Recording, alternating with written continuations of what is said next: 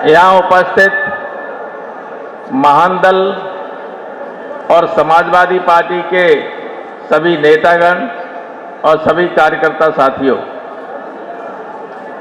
मैं ज़्यादा बात नहीं करूंगा क्योंकि आपके मुख्य अतिथि को, जो इस यात्रा के जिनको कहें कि जो रण के दूल्हा हैं मौर्य जी, उनको बोलना है। मैं ज़्यादा नहीं बोलूँगा।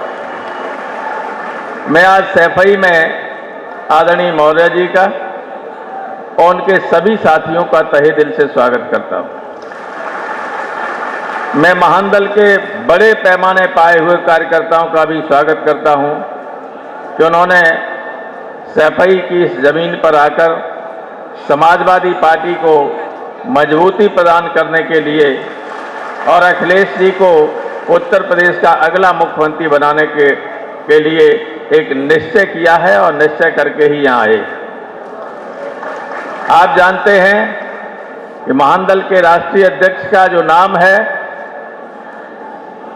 वो तो हम लोग सभी जानते हैं, लेकिन इस नाम की महत्ता क्या है ये भी जान लीजिए। एक वक्त था जब कभी लोगों पर संकट आया, केशव को पुकारा और केशव आए। चाहे चीर हरण के वक्त द्रौपदी ने पुकारा हो, तो आपने देखा होगा, सुना होगा, पढ़ा होगा कि वो सिर्फ केशव ही कहती रहीं और उनकी लाज बचाने का काम केशव ने किया। जब जब अर्जुन पर संकट आया, केशव को याद किया और उसका परिणाम आप सब जानते हैं। आज भी ऐसी स्थिति है, आज भी चीर हरण हो रहे हैं, आज भी अन्याय हो रहे हैं और ऐसे अन्याय हो रहे हैं जिसकी कभी किसी ने कल्पना नहीं की हो। किसी भी भले आदमी के खिलाफ कभी मुकदमा लिख सकता है, कभी भी कोई आदमी जेल में डाला जा सकता है, सरकार के खिलाफ बयान दिया तो देशद्रोह का मुकदमा कायम हो सकता है।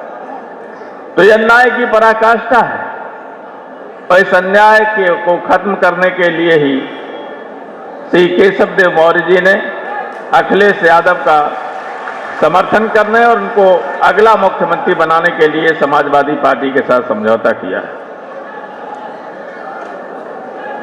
ये जो महान दल है, इसके कार्यकर्ताओं को अपना पुराना इतिहास याद रखना चाहिए कि कैसे कौन कौन लोग हैं जो आपको मिटाने का काम करते आ रहे हैं और किया है अतीत में। हम सब ने पढ़ा होगा कि एक वक्त था जब इस देश में धर्म के नाम पर अत्याचार, अनाचार और तमाम तरह के अंधविश्वास पनप रहे थे, फैल रहे थे। उस वक्त भगवान बुद्ध ने अवतार लेकर उन सारे अनाचारों को खत्म करने के लिए बौद्ध धर्म की स्थापना की। लेकिन तभी कुछ लोगों को ये लगा, करे इससे तो हमारा रोजी रोटी खत्म हो जाएगी। तो आदि शंकर और उनके शंकराचार्यों ने बौद्ध स्तूपों को तोड़ने का काम शुरू किया और बौद्ध धर्म को खत्म करने का काम किया। एक किताब मैंने पढ़ी थी, कांग्रेस के राष्ट्रीय अध्यक्ष भी रहे हैं पांडे जी, विशंबर नाथ पांडे, और उड़ीसा के गवर्नर भी रहे, बहुत काबिल आदमी थे। उनकी एक पुस्तक थी, इसमें लिखा कि आदि शंकर के माध्यम से जितने स्तूप तोड़े गए उसका 1/100वां हिस्सा भी औरंगजेब ने मंदिर नहीं तोड़वाए जिसकी चर्चा होती। इतना ज्यादा नुकसान किया। आप देखें, सारनाथ में चले जाइए, टूटे हुए से दिखते हैं कि नहीं? जो गए हो जानते हो, महान दल के लोग और लोग भी। तो मौर्य जी, सारनाथ में अब भी टूटे हुए अवशेष दिखाई पड़ते हैं। किन लोगों ने तोड़े थे? वे लोग अब धीरे धीरे इस सारी व्यवस्था पर कब्जा करके जो समाज के दबे कुचले पिछड़े लोग हैं उन सबके अधिकारों का हनन कर रहे हैं, उनको छीन रहे हैं। उनका जो वाजिब हिस्सा है वो नहीं मिल रहा है। आप देख रहे होंगे सब कुछ बेचा जा रहा है। ये लोग तमाम लोग नहीं जानते हैं कि जो अभी बेचने की देश की वित्त मंत्री ने घोषणा की है मोनेटाइजेशन की, वो कोई मामूली चीज नहीं है। इन सड़कों को भी बेचा जा रहा है। अभी गाड़ी लेके चलते हो तो रोड टैक्स जो लगता है, जब निजी हाथों में पहुंच जाएगी तो रोड टैक्स चलेगा तो आप 10 बार सोचोगे कि गाड़ी खरीदें कि न खरीदें। ये जो सबके हाथ में स्मार्टफोन है, ये अभी बहुत सस्ते हैं, इनकी लाइनें भी बेच रहे हैं, कई लाख करोड़ इससे भी ले रहे हैं। और जब निजी हाथों में ये सब चली जाएंगी लाइनें, क्योंकि जो कुछ आप बात करते हैं वो वेब्स के माध्यम से इन्हीं लाइनों से जाती, ये टावर हैं, ये तरंगे पकड़ती हैं और जो वेब्स हैं उनके माध्यम से दूसरी जगह भेजती, ये भी बेची जा रहे हैं।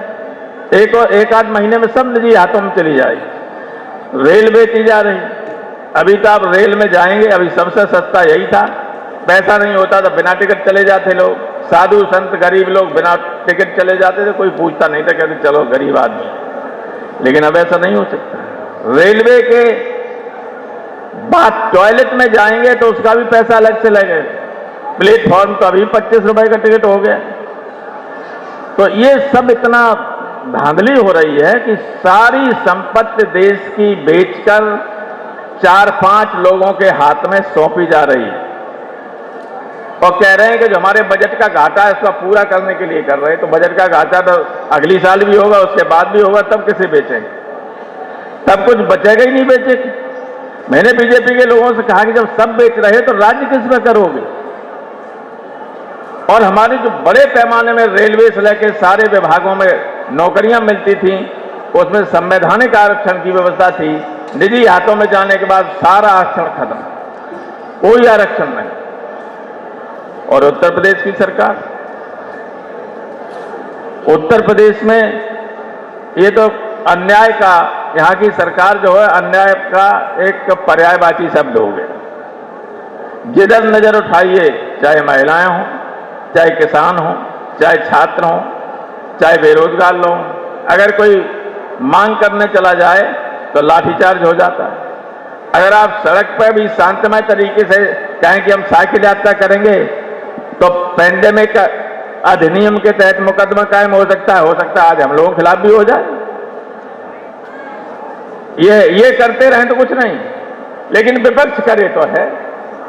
तो जब इस सीमा तक कदम कदम पर नाइंसाफी हो रही है, ज्यादतियां हो रही हैं, पिछड़े लोगों को, गरीब लोगों को, वंचित लोगों को सताया जा रहा है, उनका हक छीने जा रहा है, तो लोगों को सड़क पे आना ही होगा और ऐसी सरकार को हटाने के लिए निश्चय करना ही होगा। इसके अलावा कोई रास्ता नहीं।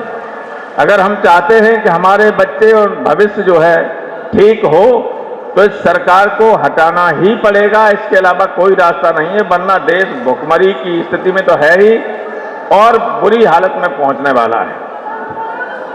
अभी देखा कोरोना काल में, अभी देखा कि कोरोना काल में कितने लोग मर गए बिना ऑक्सीजन के, यानी हवा नहीं दे पाए ये और लोग मर गए। कहते एक भी नहीं मरा। उत्तर प्रदेश सरकार कहती है कि 23,000 लोग मरे। मैंने भारत सरकार के जो वो भारत समाचार के मालिक हैं ब्रजेश मिश्रा, उनसे पूछा कि आपके लोग हर गांव में गए, लगभग 300 लोग बहुत सारे गांव में गए और एक एक जो मरने वालों की सूची आपने संख्या अपने टीवी बताई, तो आपके अनुसार कितने लोग मरे होंगे? तो उन्होंने कहा मेरे हिसाब से लगभग 15 से 17 लाख लोग मरे और गवर्नमेंट कह रही 23,000 मरे। जितने यहाँ इटावा में मरे हैं, किसी को दिखाया गया कोरोना से मरे? किसी को नहीं दिखा। किसी कह दिया हार्ट फेल हो गया, किसी कह दिया और कुछ हो गया, कुछ न कुछ दूसरी बीमारी बता दी, क्योंकि कोरोना ऊपर से आदेश थे। ऊपर से मेरी लोगों से बात हुई, बोले साहब क्या बताएं, डीएम कह रहे ऊपर से आदेश है, कोरोना मत दिखाइए। तो जब इतनी जुल्मी और निर्दयी सरकार हो तो ये कब तक रहे? इसको तो हटाना ही पड़ेगा। मैं धन्यवाद देना चाहता हूं केशव देव मौर्य जी को, तो उन्होंने ऐसे वक्त में अपने नाम को सार्थक करने का काम किया है और मुझे उम्मीद है कि ये मुहिम और चलेगी आगे और प्रदेश से ये बीजेपी की जो जालिम सरकार है वो चली जाएगी और ये चली जाएगी तो 24 में आप समझते हो क्या होने वाला है?